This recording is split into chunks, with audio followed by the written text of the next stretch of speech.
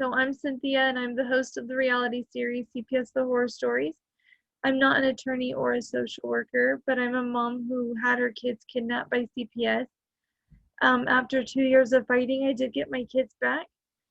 So now I do this so that other parents can have a platform where they can come on and share their CPS horror story.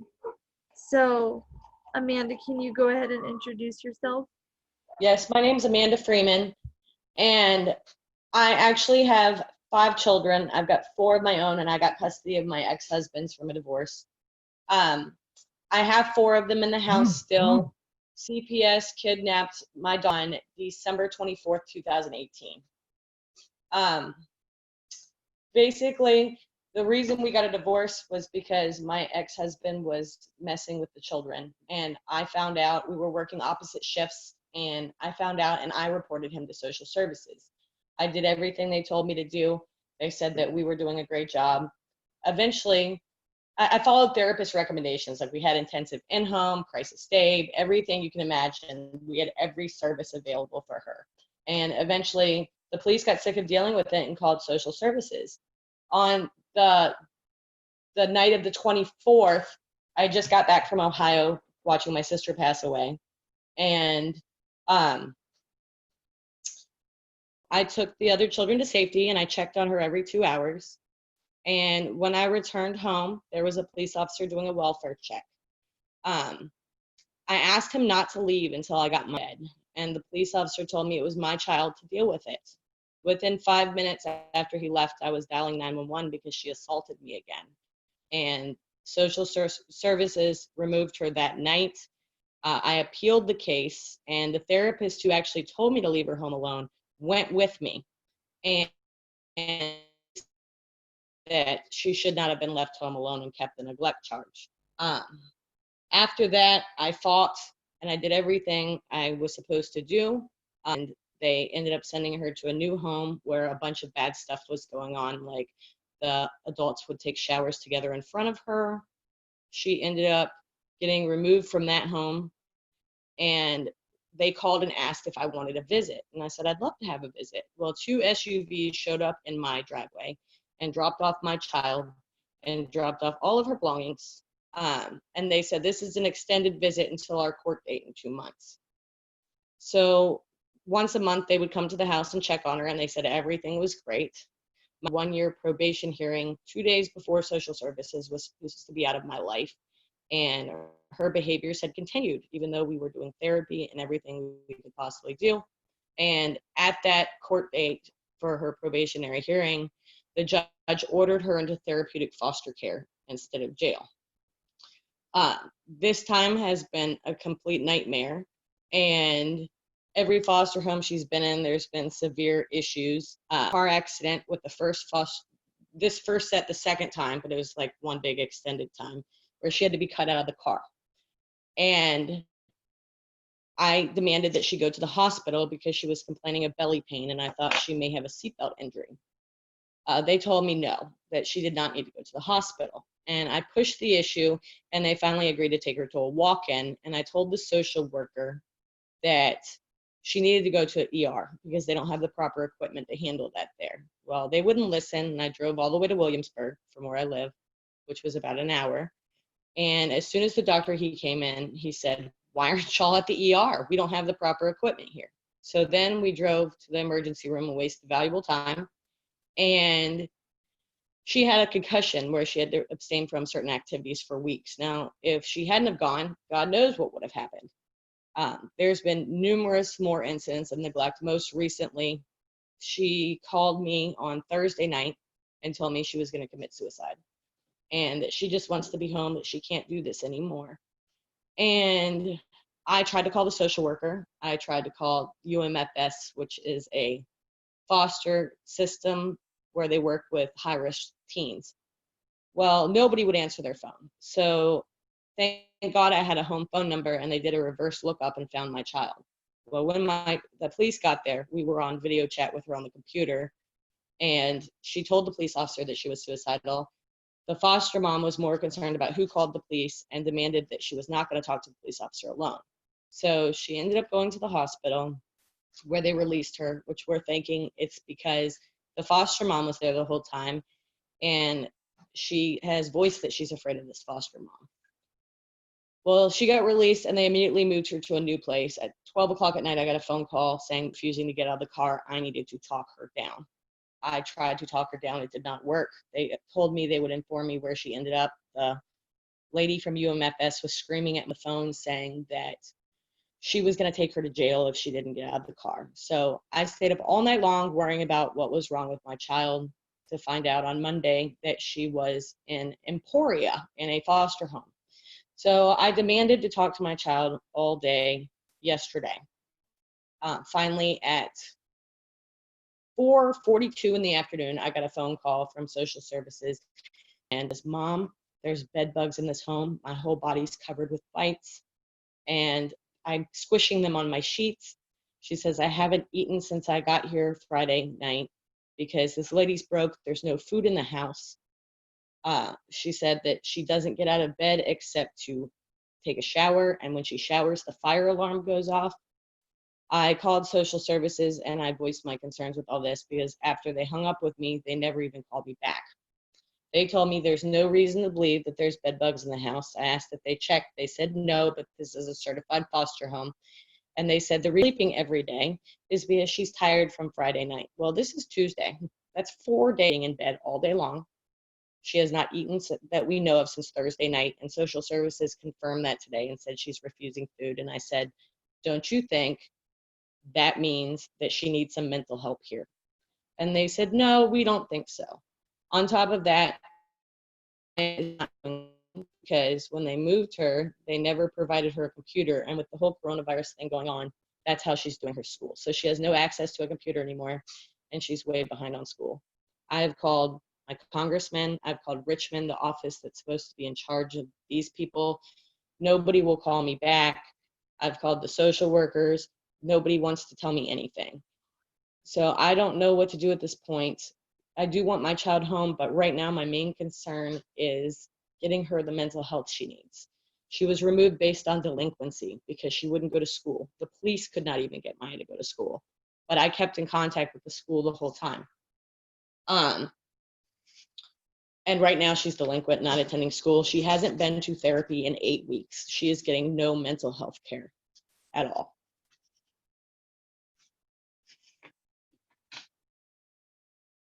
Wow, this is a mess. Absolutely.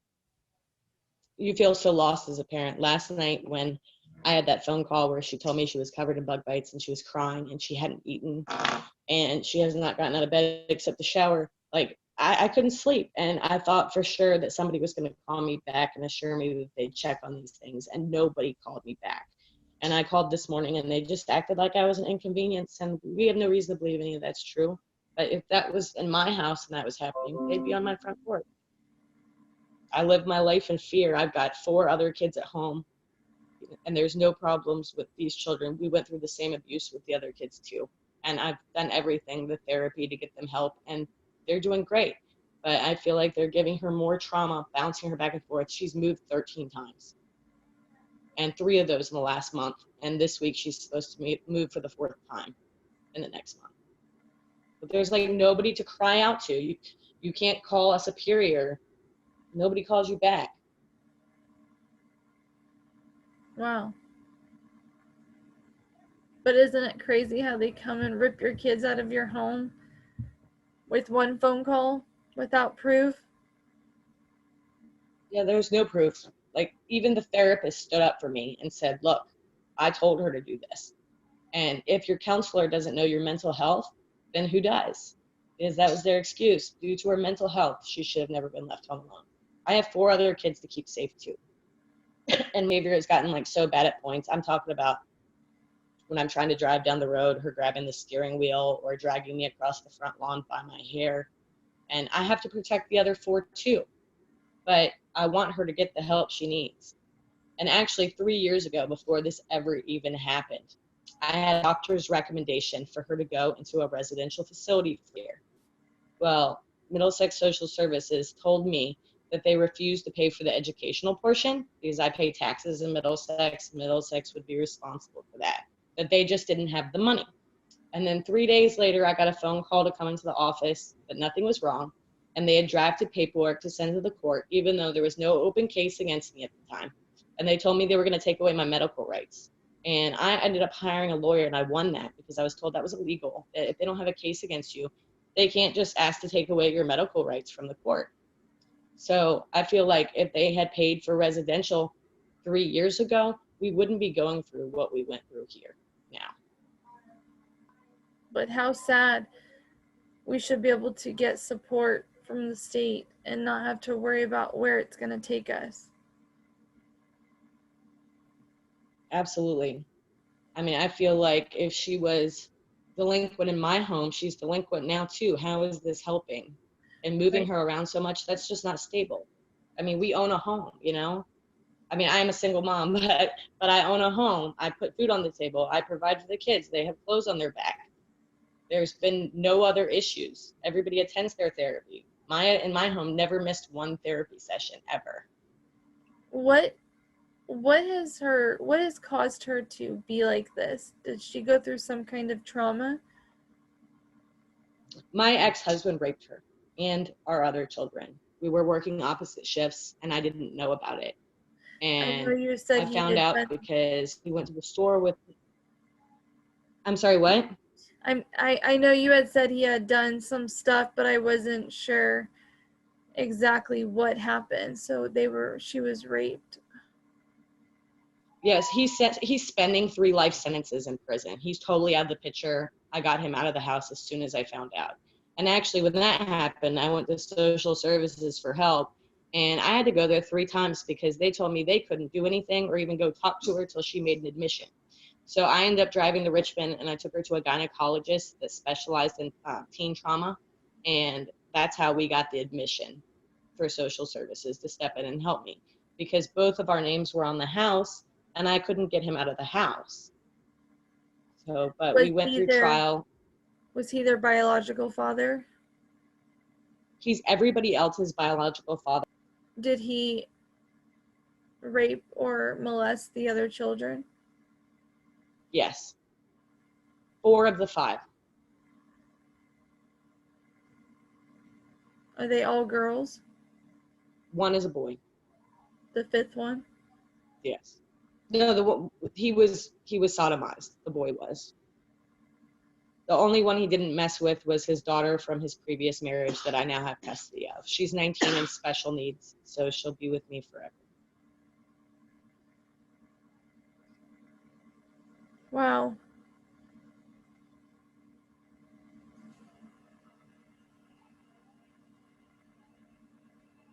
So I never thought I'd find myself in a situation like this. You know, I've got no criminal record. I was raised by good parents. I was never in foster care. My dad was actually a federal agent. So, you know, we were always raised, drugs were bad, follow the law. And we've done that. And I've raised my kids that way too. How old is she? She's 14 now. She's 14.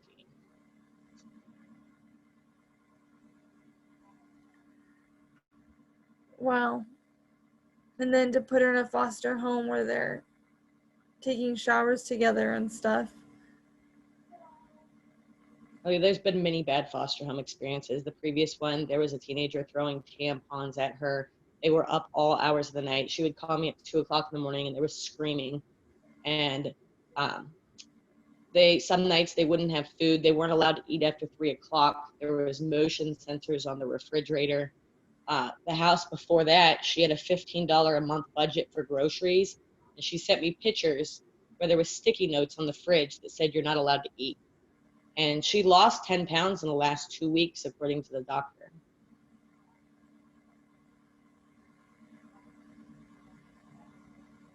It's just outrageous. On Christmas morning, she woke up to nothing under the tree and was told to bake cookies for the catering company that the people ran. So she's begged me this year that if she could please get her presents from last year. She said, I got nothing.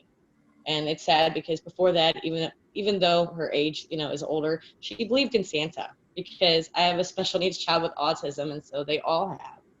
And that's how she found out that there was no Santa.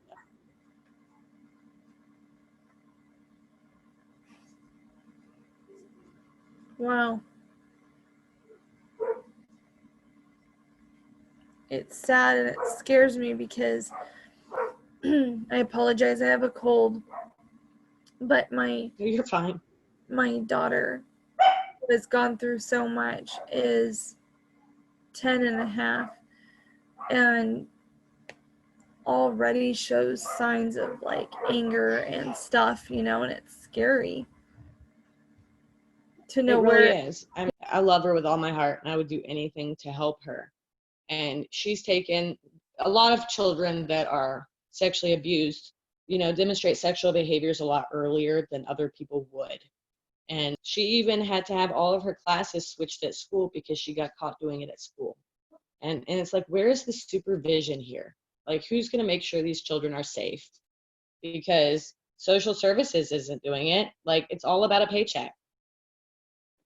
And it's funny because last night on the phone when she was being supervised, she told the social worker, "You don't care about me.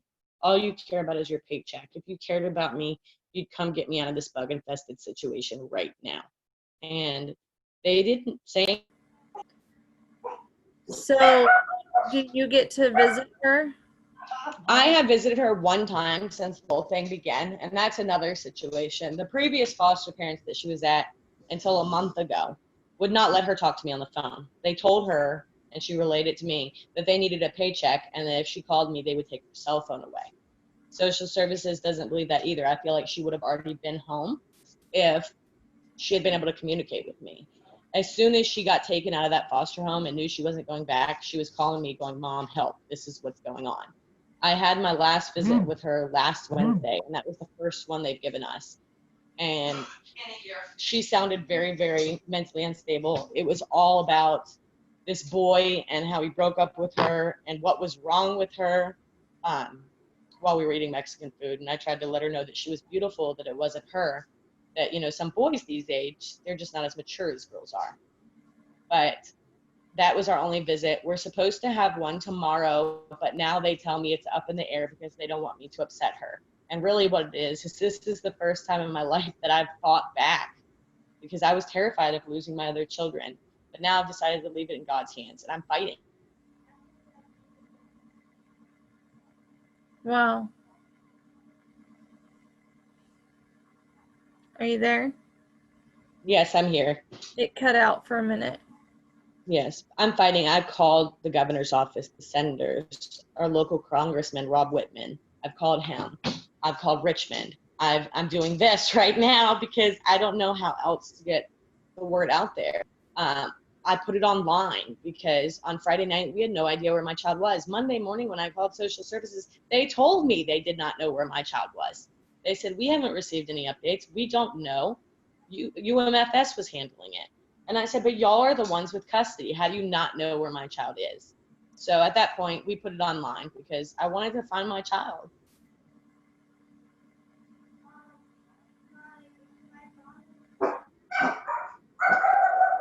I've just never dealt with people that are so messed up in my entire life. It is like it's just their job. They don't care about the children. They care about what they're going to bring home. And I mean, especially Yes. not answering phone calls when there's a suicidal child that needs somebody to get to them right away. Yep. It's just ridiculous. It makes my heart weak. I can't sleep. My whole life is consumed by this at this point. Who can I call now? Because I've run out of people to call. I don't know who else to call. Do you have an attorney? I have an attorney. I've been calling her. It's a state-appointed attorney. And she's supposed to call me after she gets out of court today, but I've been calling her since Thursday and haven't heard anything back.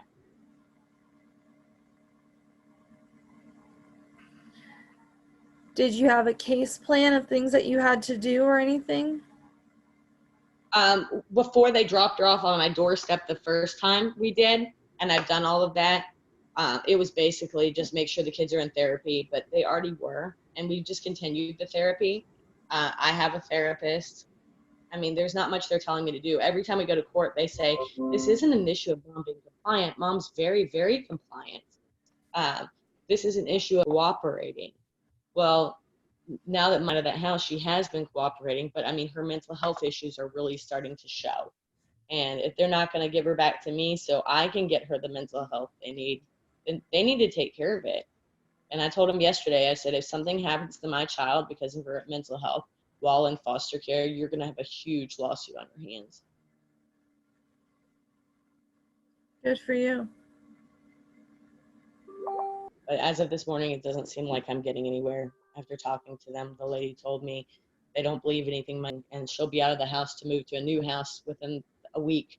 So they're not worried about going and checking.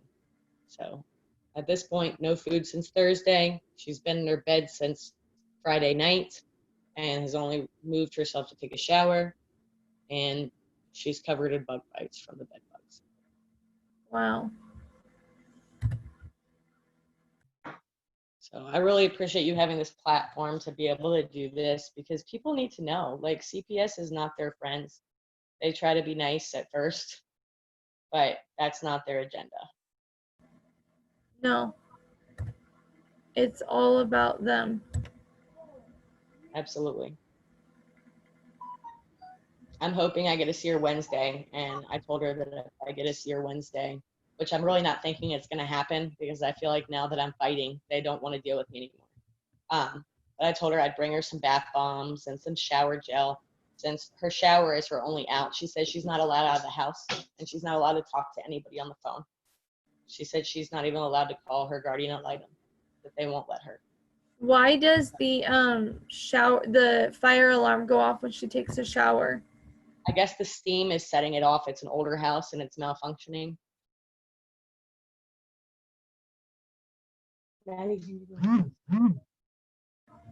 Hi. Maddie, can you say hi? Hi. That's Madison. I do rest services for my job, so I'm here.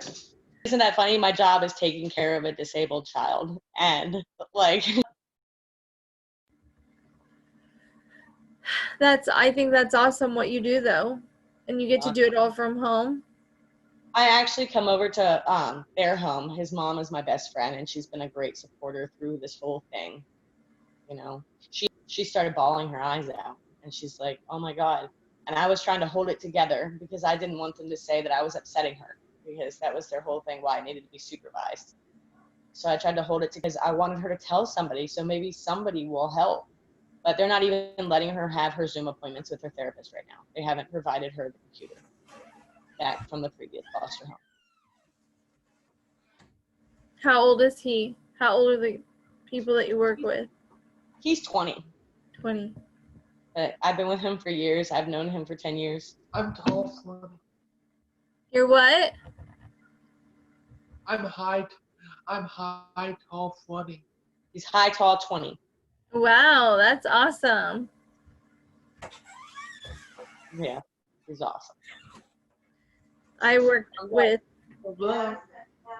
Thank you. You're welcome. I think that's great that you get to do that. Yeah. And makes you feel like your life's worth it. You know, you're doing something good for other people. Where do your kids go when you're working with them?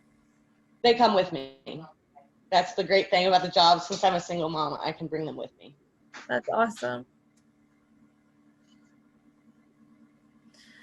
Well, I feel like your case is so different than any other case, because it isn't like she was taken away from you because you couldn't do your job. You needed help. You asked for it, which we should all be able to do.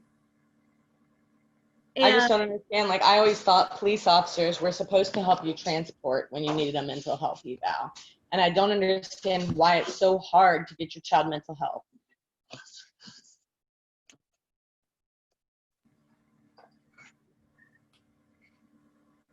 It makes you sad that you can't call out to anybody and get the help that you need.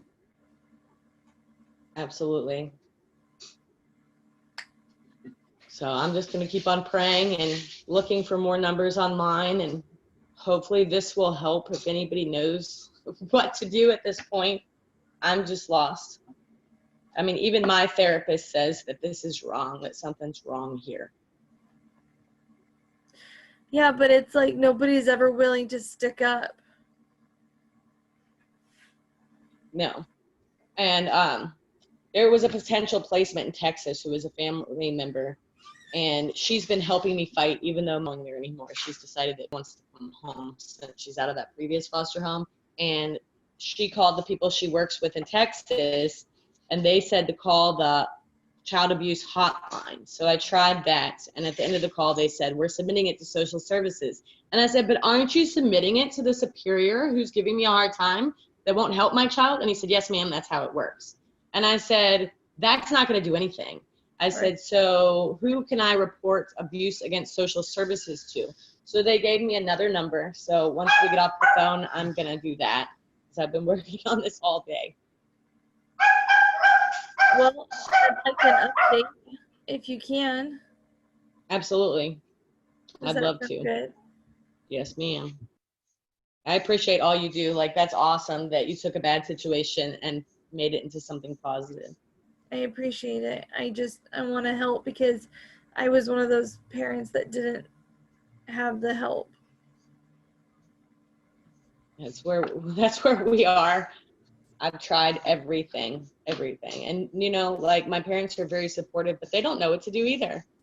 They have no idea. I mean, it's not everybody that ends up in a situation like this. But, I mean, I was always under the pretense that if you do what you're supposed to do and you're a law-abiding citizen and you take care of your children and you don't do drugs, that you won't have problems with social services. And it's like, once they're here, they don't go away. Right. So, yeah, if you have any recommendations or anything, or anybody else does, I'm totally up to hear them. Yeah. Well, as soon as this is done downloading, I'll have them put it up for us. Well, I appreciate it. We have another court date on January 13th for a permanency hearing. Okay. So I guess I'm just going to fight till then. Okay. Well, let's keep in touch and let me know when anything changes. I definitely will. All right. It was so nice to meet you. It was nice to meet you too. Thank you so much for listening. Thank you. Bye. Bye.